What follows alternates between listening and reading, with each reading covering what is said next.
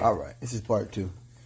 You know, I don't know, I'm gonna put this up here. I've been concerned about pandemics and things of that nature for a long time now. And I was saying that it's almost like we're going into my era now. Like, I was a teenager, I was a nerd, I didn't get respect or nothing. And then, with my dad, I told you, he said, you want a pandemic to happen. And I'm just like, even then, I'm like, dude, are you unwell? But like I told y'all yesterday, it's like my dad, he wants to try to take part in a collapsing system. And I'm watching it collapse, and I'm like, aren't you smart enough to see this? That's where me and him really disagree at. Like, dude, I don't really see no point. Capitalism is failing. And you're watching it fail every day. You're watching them. That's what the racism and all that really shows you. And even though they get in trouble, they still do it. It shows you that their system is failing. That we're not just a bunch of thugs. We're not just a bunch of niggers. And that they're terrified by us. They're terrified to see us making it. They're terrified to see us out here doing well and taking care of our families. They're scared of us moving into their neighborhoods. So you're getting this racism. Oh, I found it. Liquid Band-Aid. I had it for years. Shit, it's still mostly full. All the way up. Liquid Band-Aid. This should be in my... I got a rack with all my olive leaf and things of that nature. And then on the bottom I have sprays for wounds. I got this, muscle relaxer, and I got stuff like this. I spray some of that on before I leave. But it's like we're going into my era, though, man. And what I mean by that is, I was speaking to you earlier about ZaZa Ali, and she was speaking about atrazines. The chemical atrazine, the fertilizer, and how it's making people gay and all that, and feminizing people and stuff. And I'm saying, I was saying this 10 years ago, and people laughed at me. I remember I watched the documentary Men in Danger. People laughed at me and thought it was just ha ha ha, he funny. It's just so funny. That is so funny that you have a chemical that the rest of the world is saying is possibly a danger. They know it. And the American government won't even really take it seriously. I'm sorry. Sneaking like a motherfucker. Yeah, that is just hilarious, isn't it? That's just the funniest thing you've heard all day, ain't it? I remember that. But now that you have, what's the dude's son? I forgot the dude, the basketball player's son is coming out as transsexual, the transgender, that, now it's a big deal. My thing is this a big deal because of the gay thing? Or is this a big deal because you know that this is bad? I don't want this to be brought up. Like, let's say I was a scientist. And let's say, in the future, people took what I said and were like, yeah, this is true, Like Francis Cressling, people like that we look back at. Let's say I'm like that. I don't want people to look at what I'm saying because we hate gay people.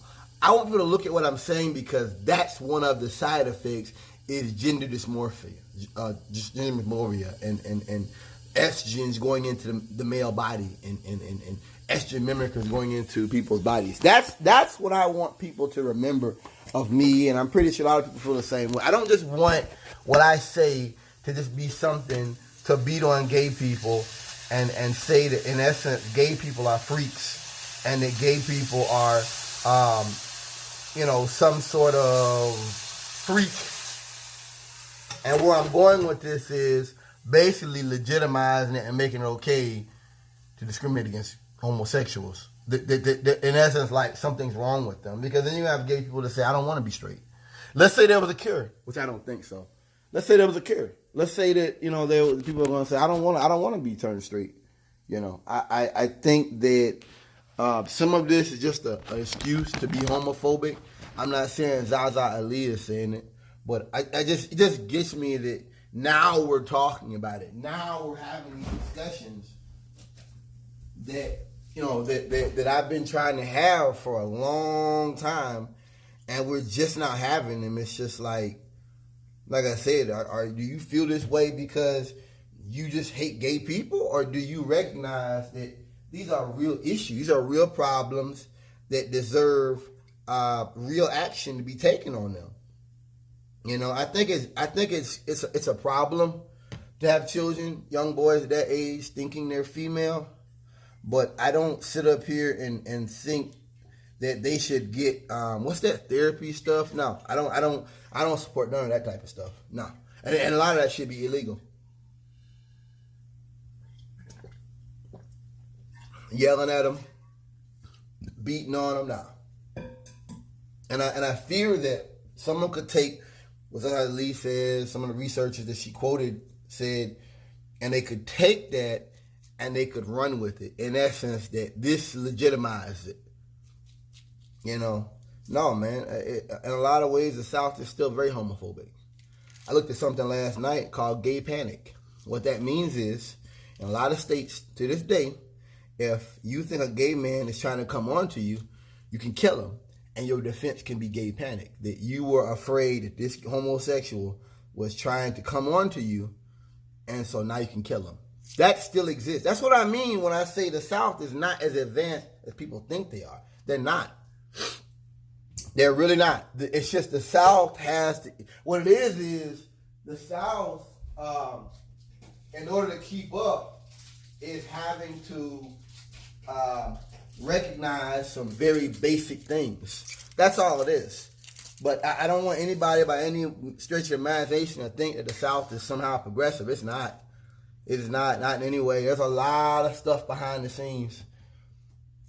And I'm not saying that I think one day everybody's going to live in harmony and there's not going to be any homophobia, not going to be any racism. I'm not saying that. That's not what I'm saying. And I'm not sitting up here saying that people have to agree with me or with my sexual orientation. That's not what I'm saying. What I'm saying to you is these are the Flintstones. Don't forget that. I didn't expect Bernie to win in South Carolina. And I joked about it. I didn't expect it. I mean, I'm on his team, but you got folks living in the past, man. No matter how bad the past is, they're living in it. And they want things to stay that way.